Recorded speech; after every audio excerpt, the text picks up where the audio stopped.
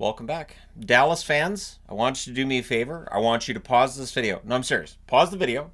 Get whatever you're drinking, whether you're drinking a beer, if you're not old enough, or if you don't drink beer, if you're not drinking the alcohol, get yourself a soda. Get yourself a glass of water, glass of milk, whatever you'd like.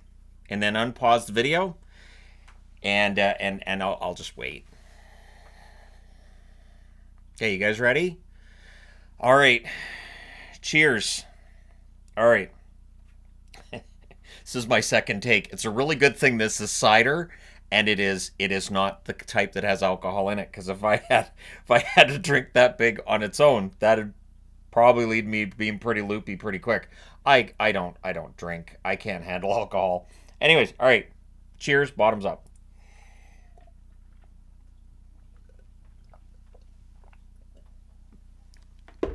I didn't believe in this team after game two. I didn't. And that's on me. But I will tell you this. After game two, the glass, sitting like this, the remnants of the drink in there, sat dirty for days. And I left it there because Dallas started winning. And then Yvonne took it out and washed it. Yeah, I didn't know until today.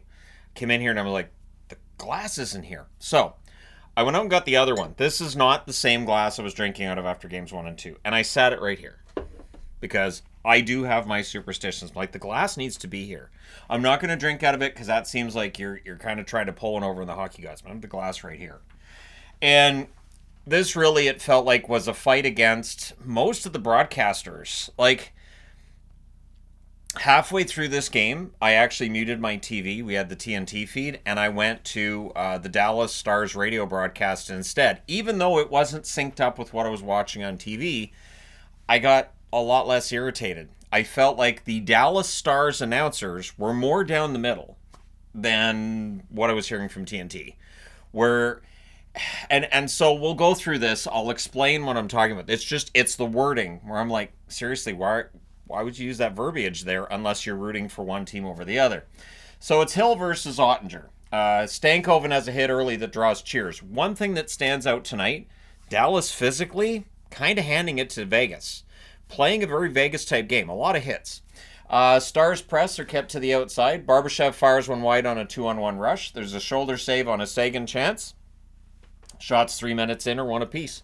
Stankoven has a rush chance that saved. We get a power play for Dallas. There's a shorthanded rush by Eichel. That chance is blocked.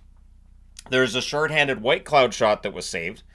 So I'm having conniptions. Stars can't get set up. Then there's a shorthanded chance for Hannafin. That's held. So the power play gets killed off because Vegas controls that power play and they're gaining some momentum. There were 0 shots for Dallas during that power play. There were shots shorthanded for Vegas, at least 2. The shots are 3-2 for Vegas at 6.5 minutes. Sagan then fires one wide on a rush. Stankoven has a shot that's blocked and cleared. Craig Smith has a net drive that's blocked. Vegas is blocking the middle well when the Stars get some pressure. Suter has a screenshot that saved as Dallas presses. Roy has a shot that's blocked as Vegas presses back.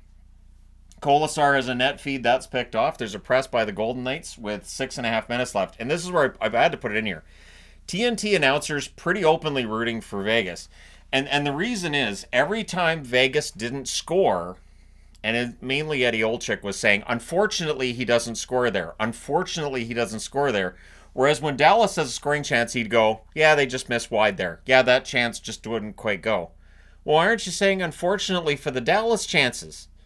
Why? What is this about? Unfortunately, every time Vegas gets a shot at, like always waiting for him to go, come on, just bury that. Why can't they? Anyway, yeah. Eventually, I just muted the TV and listened to the radio. Eichel's denied on a net drive. There was a post for Marchessault on a rebound, and then on a nice turnover, Wyatt Johnston again proving why if I was having a kid right now, kid to be named Wyatt. At 14:34, he buries one glove side from the slot. You don't want to give him that shot. So he makes it 1-0 for Dallas. I celebrate a little bit when it's 1-0, but I know how early it is, and it's only a 1-goal lead, and it is Vegas. Heiskanen's then denied on a face-off win. Amadio has a net feed that's picked off. Things are pushy on a hold by Ottinger. Hurdle's denied in close, and this is where unfortunately showed up again, so I had to put that up there. Like, unfortunately? Why is that unfortunate?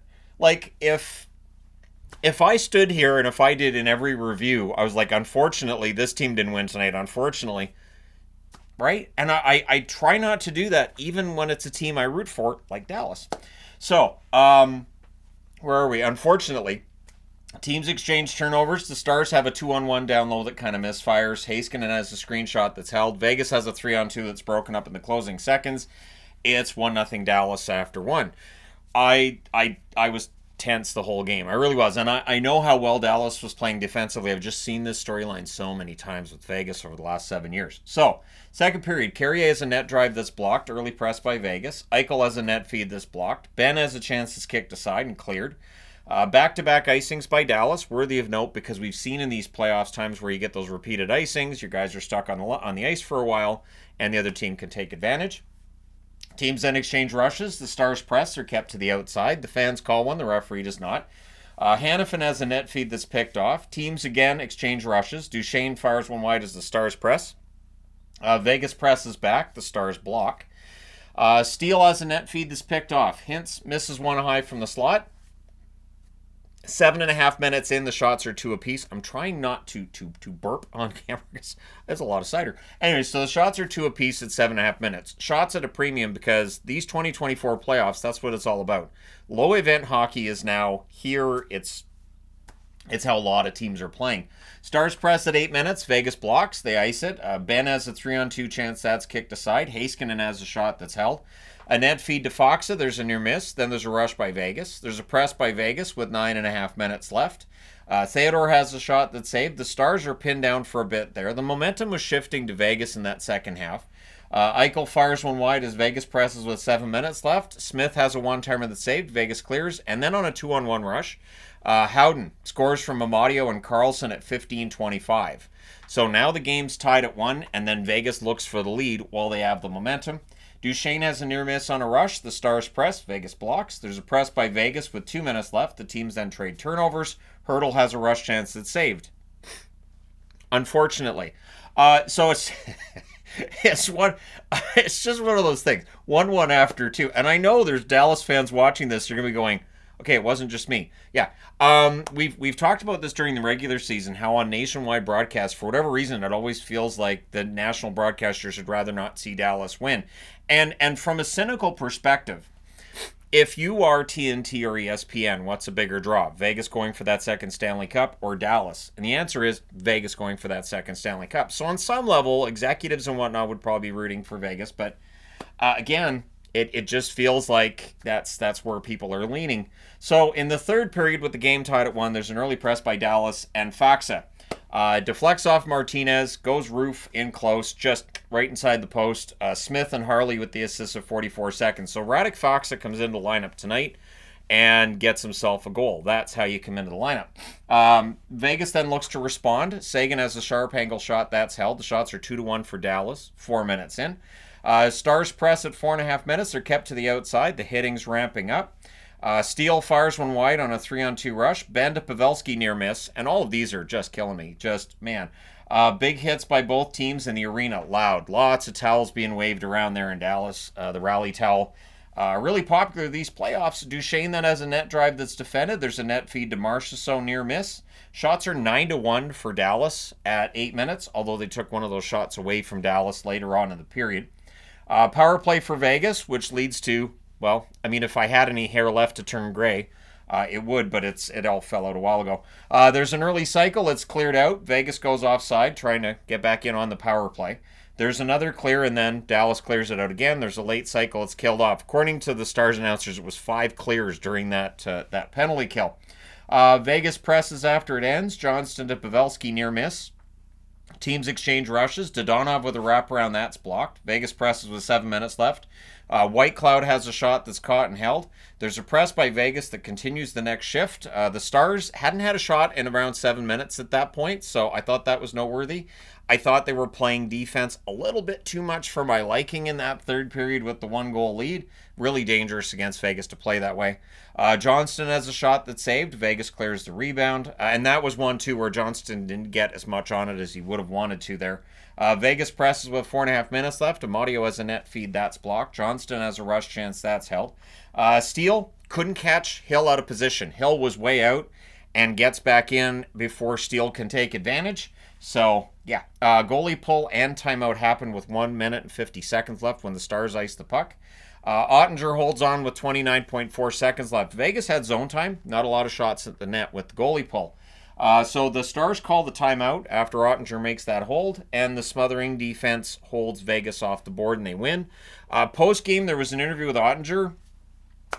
He was so casual and so cool and calm.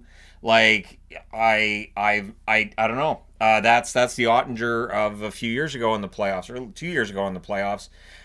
Pretty strong run by him. He had a rough start to this playoffs and really got it together. Absolutely great game today. Not very many rebounds, playing really, really smart hockey, and the defense in front of him was good.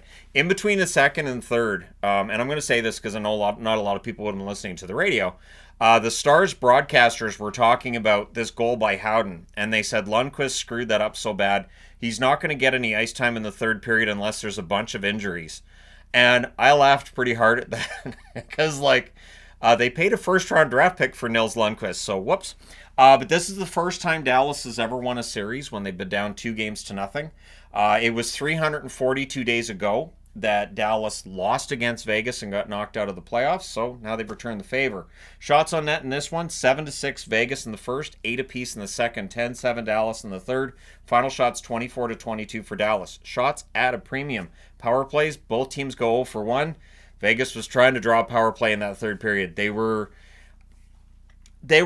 trying. Hits 49-37 for Dallas. Adin Hill 22 saves on 24 shots. Ottinger 21 saves on 22 shots. The goaltending was very good for both teams.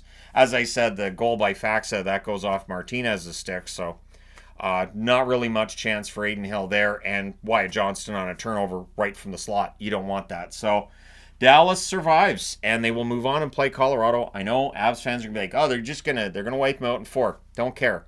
They eliminated Vegas. All of the cheating conversation now gets kind of pushed to the side, and the idea that, well, Vegas was looking for an easier path, because I saw that one too. Well, Vegas gets an easier path to the conference final by not playing Edmonton, and I thought, no. Just because, Dallas has been a conference finalist as recently as last year. Edmonton was the year before that. I don't think either team is easy, and I don't think teams necessarily have a preference about who they play. Interesting note as well, of the 8 first-round series, only 1 series went to the team that did not have home ice advantage in the first round. And that was Winnipeg losing against Colorado, which was seen as being close. So most of the polls were correct about who they felt was going to win the series. And now Dallas, as I said, they move on. They get to play Colorado. I will preview that series tomorrow. Of course, Boston, Florida gets started tomorrow. But for me, the stress to me is always the first round. After that, everything's gravy. So we'll see how Dallas does against Colorado. I have no expectation for that series other than, hey, Dallas still has home ice advantage, so maybe they can use that to their advantage, and maybe they can do to Colorado what Colorado did to Winnipeg. And I say that because Winnipeg controlled Colorado in the regular season, and then nope, in the playoffs. Maybe Dallas, who did not do well against Colorado in the regular season, can change the narrative in the playoffs as well. So I am mildly excited right now. I'm very happy. Every team I root for got out of the first round. I'm quite content right now. This was the one that I was most focused on. Vancouver knocking out Nashville, I was happy about. Boston knocking out Toronto, all right. But I really wanted Dallas to beat Vegas. I really seriously wanted Dallas to beat Vegas. Just because of that perception that, well, it's an easier path. Is it? So anyways, there you go. Dallas wins the game and the series, and we'll see what happens in round 2. So let me know your thoughts in the comments section below. As always, don't forget to hit like and subscribe if you haven't done so already.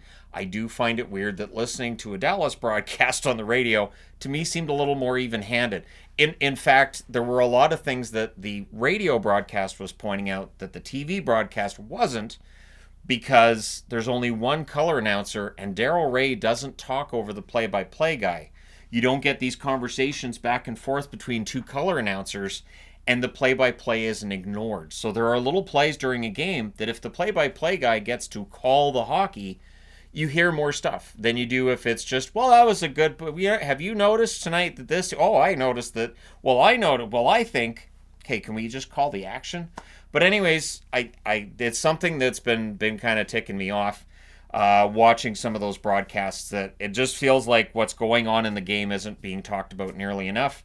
And yeah, it makes sense that it's aggravating because I'm not used to that.